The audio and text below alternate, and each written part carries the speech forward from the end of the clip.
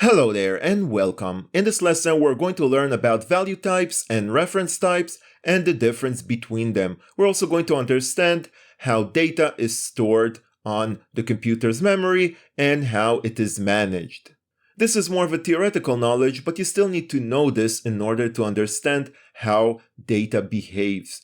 So as we know, when we declare a variable in C#, we are storing data somewhere on the computer's memory. But how and where this data is stored depends on the type of variable. The first type of variables we have are value types, and these are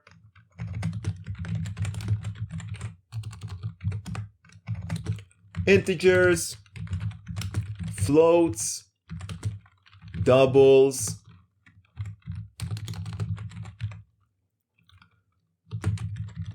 bool, character, and struct. And what does it mean that they are value types? It just means that they store their data directly, and they store it in something called a stack. A stack is a part of memory that is very fast and it's very small, and it only stores values for these simple data types. Reference types, on the other hand, are storing a reference to an actual object inside a different place in memory called the heap. So these reference types are things like classes and objects. They are strings, they are arrays, and even lists. So the first thing to remember is the difference between them. These are value types and these are reference types. And it means that they are not behaving the same way in our code. And we already saw some examples. For example, if we have some kind of method,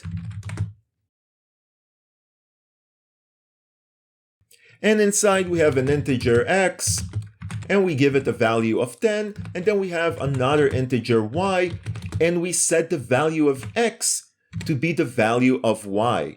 Then, if we change y to be 20 and print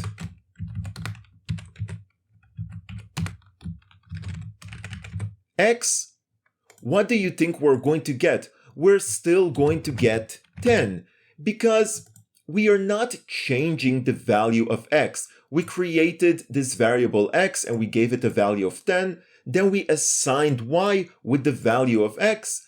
And we only changed the value of y. We did not change the value of x. So x remains the same. As these are value types, they store their values directly inside the variable. On the other hand, if we create some kind of Pokemon, let's just create a person. We first need to create it.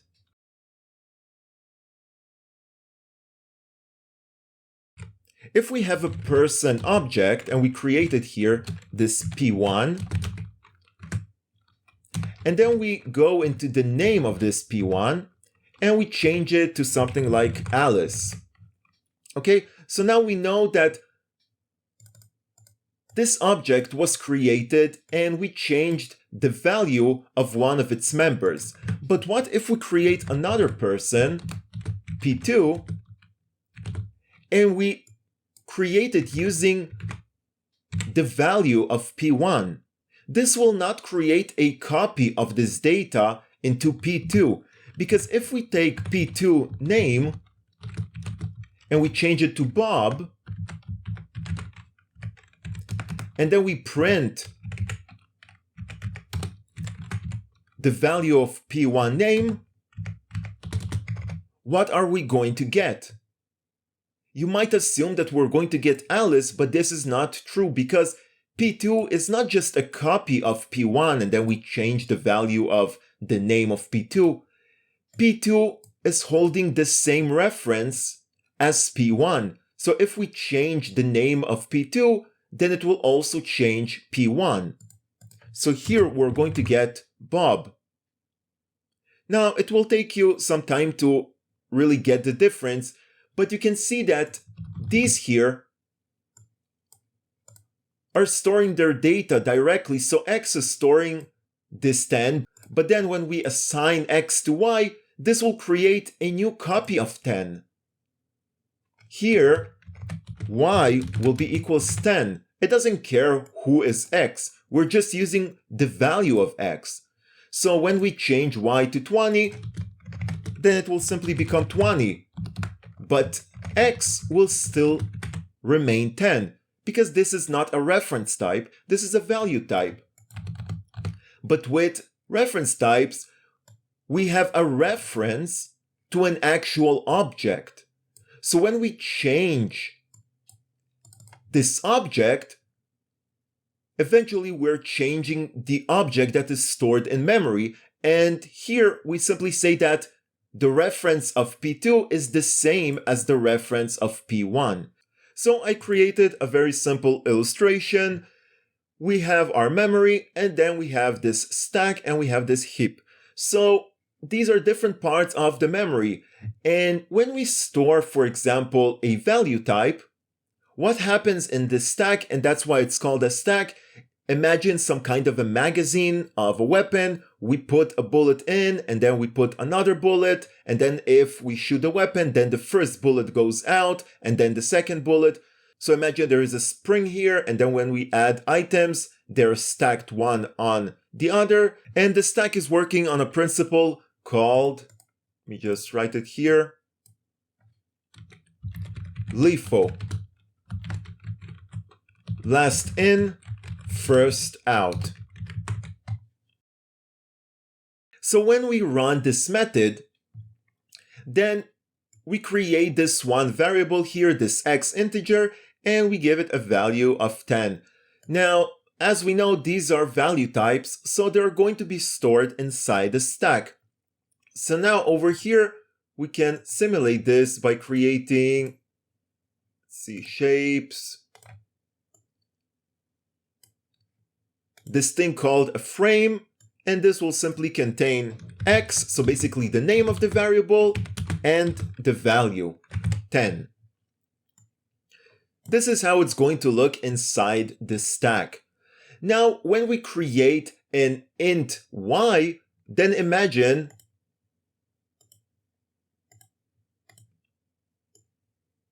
there is another frame, another variable here, and it's getting stacked on this one.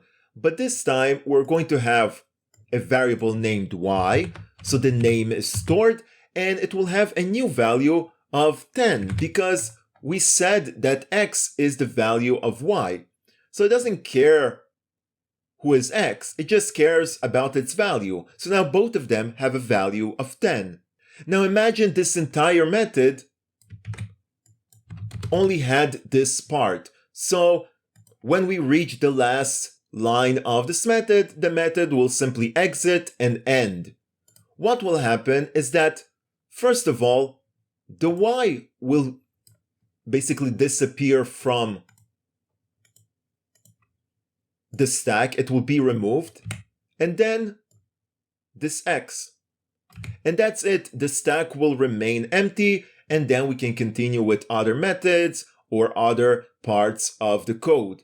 Because these variables are value types, they're local, they're stored inside the stack. We create them, we stack them up, then we stack the other one, and eventually when we end the method, they're basically destroyed, right? We don't use them anymore, we don't have access to them anymore, and this is the point of a stack.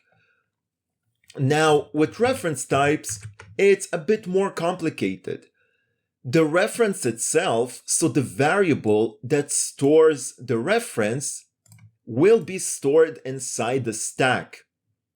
But it will point to an actual object inside of the heap. Now, if this class, this object, has a name, and this name is a string, even if we have some kind of public int ID,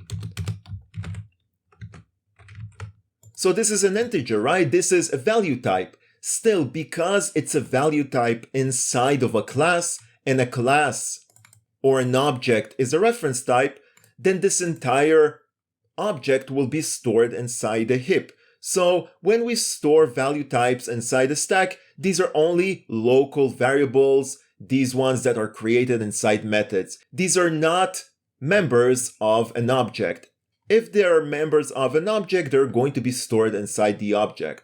So what will happen here? Let's just ignore this part. Let's just remove this for now. What will happen in this method? We're going to create a new object named person, or named p1, but person will be the type. So again, we're going to have this frame, but this frame will only hold the reference to this object, and the name will be p1. Now this will actually hold a reference to an object inside the heap. So let's just remove this.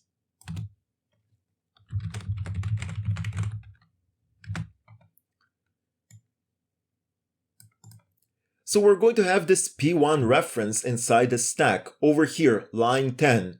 Then when this object is created, because we have this constructor here, we're also going to create an object inside the heap. And this will be actually the data that is contained inside of this object. It will be this object and all the data inside of it. So here, we're going to have this person. Now this will be stored as an object and will have its own unique identifier. So it will be some kind of hash code. So imagine like a very long string of gibberish. Let's just make it something much more appealing. For example, person 001. This will be some kind of code that will be generated automatically by C# to basically identify this object. And because we created this new person, this is basically what happened here, and we created a reference to this person, we create a connection or a reference between them. So now this p1 is pointing on this object in the heap. So when I talked about pointing or pointers, that's exactly it. This arrow is the pointer. Now over here, we changed the name of Alice, or we changed the name of p1 to be Alice. So this Alice is changed over here inside the person itself. So imagine we have all of this information over here, and then we have also like name, and it's changed to Alice, so it's here inside, it's very small. So the name was changed to Alice inside of this object, inside the heap. Now when we created the p2, we basically added a reference into the stack. So now we're going to add a reference into the stack. And this will be named p2. Now it's smaller. Let's make it a bit bigger. Now this will be named p2. And this is also a reference. So now we have another reference here, but on line 13, we don't have any constructor. We are not creating a new object, right? We are not creating a new object here. We're only taking the reference of p1 and setting it to be the reference of p2. And how this will look? It will look like this. Okay, both of them are going to point to the same object in memory. So at this point, on line 13, we have two references, but we only have one object in memory, and both of them are pointing at this one object. So now, on line 14, when we change the name of p2, we are not changing something here. This is just a reference. We're changing the object that p2 is pointing at. And if we change this to Bob, then it will actually change Alice here and override it to Bob. So when we print p1 name, again, it will print us Bob because they're both the same object, right? Both of them are pointing at the same object. So if p1 changed something or p2 changed something, it's still the same object. And if we try to get a reference to this object, using both of them, they will both show the same data because it's the same object. So if we print P2 name, it will be Bob again, because both of them at this point are pointing at this one object. Now, if we did not do this, if we create a new object, a new person, then this thing over here would not happen. We would not have a reference to this person. There would be an actual new object created in the heap, and this person would be its own person class with its own data, and the P2 reference would point at this person directly. So if we set the name of P2 to be Bob here, then it will be Bob inside this person too. And then if we print P1 name, we're going to see Alice, because we did not change this. And if we print P2, we're going to see Bob, right? Because this is Alice and this will have Bob inside. It's kind of annoying with this program, but name would be Bob.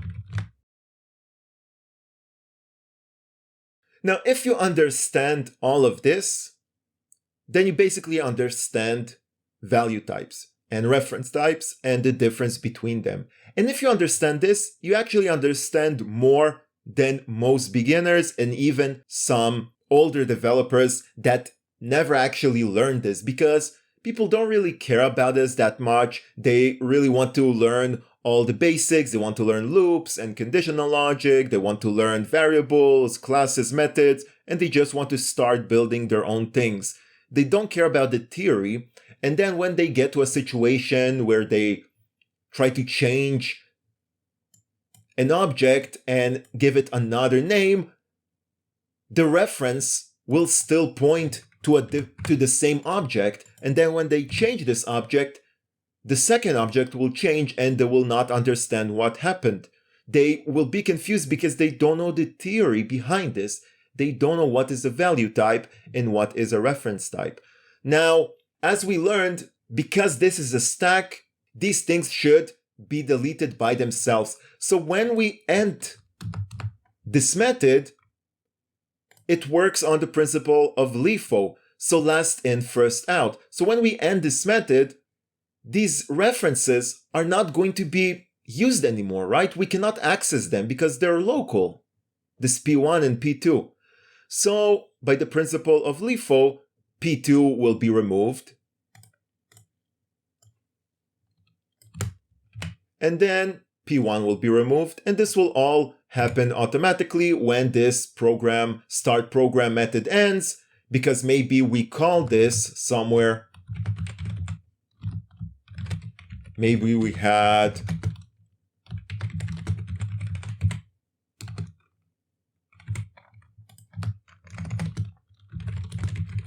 maybe we started the app, we call this method, and then we have more logic. So it will go into this method, it will run all of these lines, and when the method will end, it will simply continue here, right? It will continue line 25, 26, and then it will go on.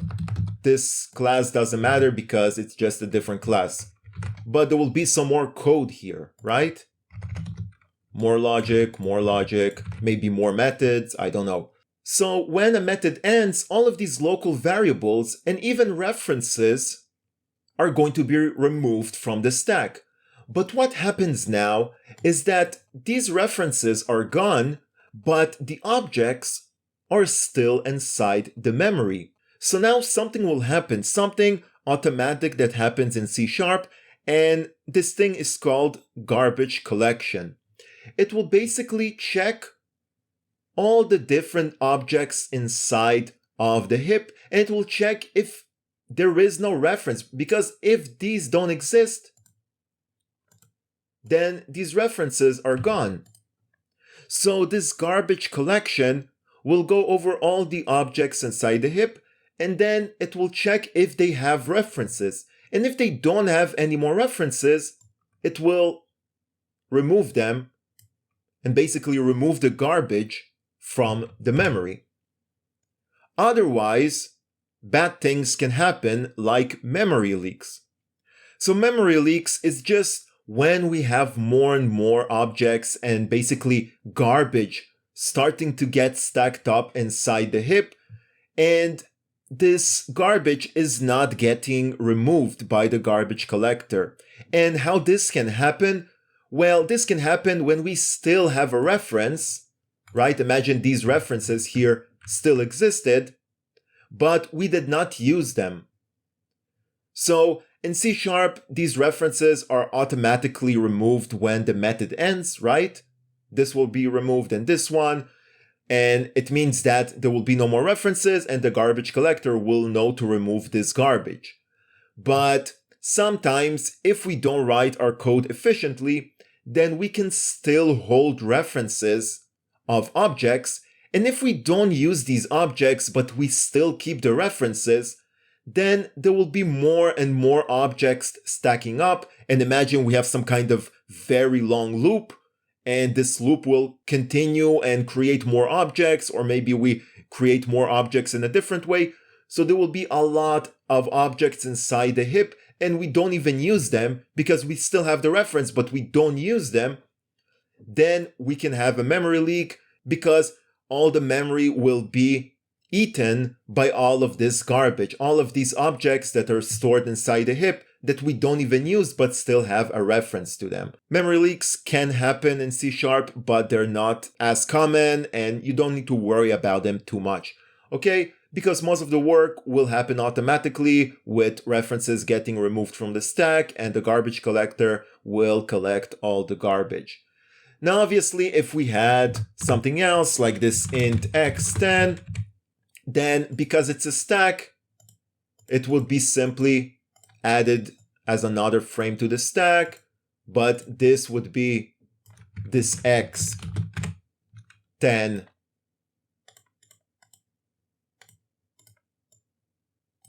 value type. Okay, so this is a value type and this is a reference type. And the reference type still has a reference in the stack, but the actual object is stored inside a heap. So these are the reference types and these are the value types.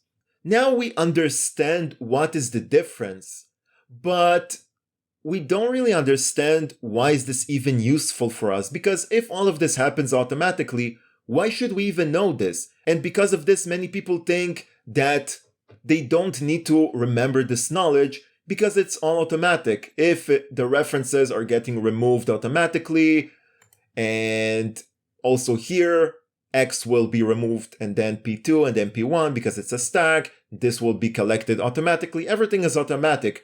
So why do we even need to learn about reference type and value types? Because they are handled differently in the code. And we already saw an example with this, right? We created a person, we set a reference to the same person, and we changed the name of the person. So the name will still be Bob.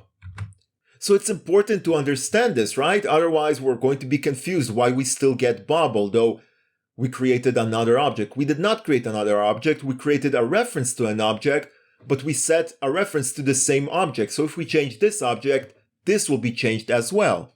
So it's not just theory, it's actual logic that you need to understand. And we know that if we change and we create an integer y and we set this to a value of x, then y will just be 10, right? It will have its own value of 10. It doesn't care. It doesn't give a reference to x. It just gives the value of x. With reference type, if we have a method void change name, and it will take any name inside of a person,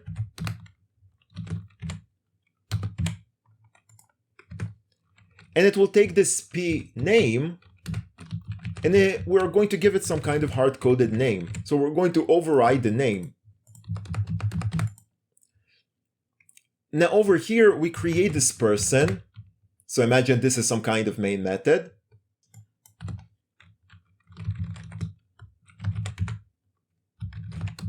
This is like a main method.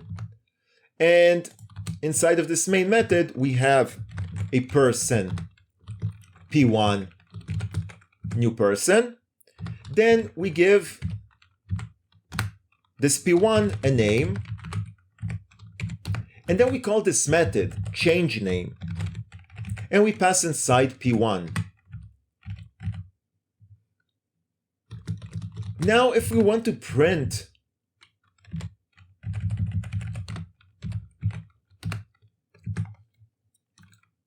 p1 name, what will be the result?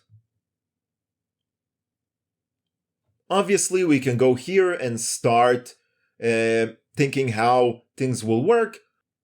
Let's just understand the logic. We have created a new object. We have created a new reference. Okay? So, first of all, we created a new reference, this p1 reference. Let's give it a different color.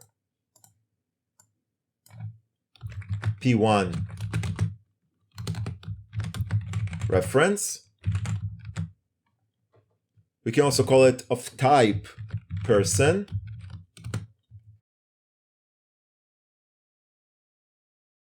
This was created over here, this part. Then we created a new object using this constructor. So there was actually an object created here. And of course, we have this reference. So all of this happened on line 10. We had this first part, we had the second part, and then we made this reference using this sign over here, this operator. So all of this happened on line 10. Then on line 11, we changed the name of P1 to be Anna. So basically inside of this person, name was changed to Anna. And this name is just because we have name over here. We can also have an ID. We can also have whatever we want, right? This is just a part of this object. So now on line 11, we added Anna.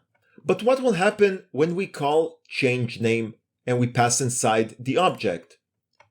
We get the same reference of this object. So we're not creating some kind of local variable. We're not creating maybe a copy of a value. No, we're actually getting this reference that was passed over here. This reference. We're not creating a new reference. We're getting this same original reference, this P1 reference, and this reference still points at this object. So over here, when we change it to Mike, we're changing the same reference. So this will be overwritten to be Mike. Then this method will exit, right? Because we don't have anything else in this method. And we're going to continue to line 13. On line 13, when we print P1 name, even though it was passed into the method, the name will be Mike. Right? Because over here we changed it to Mike. Now with the value type, this would not happen, because with the value type, there will be an actual local value assigned to it inside the method, inside the stack, and then when the method ends, then the stack will be removed. It will be removed from the stack. But here we don't have anything like that. We don't have a value type, we have a reference type. We're simply sending the reference inside and we're changing the original object because this reference is pointing at this original object. So that's why we would see Mike. And then when this entire run method would end, right, on line 14, then obviously this reference will be destroyed, this P1 reference, because the method has ended. And at some point, garbage collection will see that there is no more reference to this object, so it will collect the garbage as well, right? Because this is not available anymore, so the garbage collector will destroy the object or collect the object. Now, when does the garbage collection happens? It doesn't happen when the method ends. It can happen a bit later, but it doesn't matter. This garbage will stay here for a while and eventually it's going to be collected. And again, we can also call the garbage collection by ourselves if we need to, by simply saying this one, GC. This is a built-in class in C#. This is the garbage collector. Collect forces an immediate garbage collection of all generations. Because without this, the garbage collection wouldn't happen at the end of this method. The garbage collection can happen a bit later, but if we are afraid of memory leaks, we can simply force this collection, and then we're going to make sure that this object that is still stored in memory will be collected. Okay, so this is what you need to know about value types and reference types and garbage collection, and I assure you that this is not just the basics. You now know more than the average C# developer. Because most beginners, when they learn by themselves, they never actually go into these details because they're kind of theoretical, but then they can get different problems like changing a reference type, and they will not understand why the object was changed, although it was only changed in this method, and why do value types work differently, right? A person that did not learn all of this will not know. So that's all for this lesson, and this is actually the end of our course. I wanted to create 20 lessons so it will be round and nice, and we actually went over all the basics. We even learned more advanced things like error handling and writing to files, asynchronous coding. All of this is a bit more advanced, but you still learned it. And now you know all the basics. Obviously, it will take time and experience to remember all of these things, to do them over and over and over. Obviously, you will not remember everything, but if you get to the point that you struggle with something that you forgot, you can always go back to the series. You can go to the exact lesson and rewatch it, and everything will come back to you, but eventually you're going to remember all of these things. And the important thing is not to remember, the important thing is to understand. So make sure you actually understand all of these lessons, all of these things. If you don't understand something, ask me in the comment, maybe I can clarify it a bit more. Maybe experiment with this, do your own methods, even write a simple code, but make sure you understand everything. So thank you if you reached this part. I'll see you around. I will create more content with my Unity tutorials. I also have other things, not just Unity. I will have more coding related things. So make sure to subscribe and be a part of this channel. You can leave a like, you can add comments, you can become a member, and I'll see you around.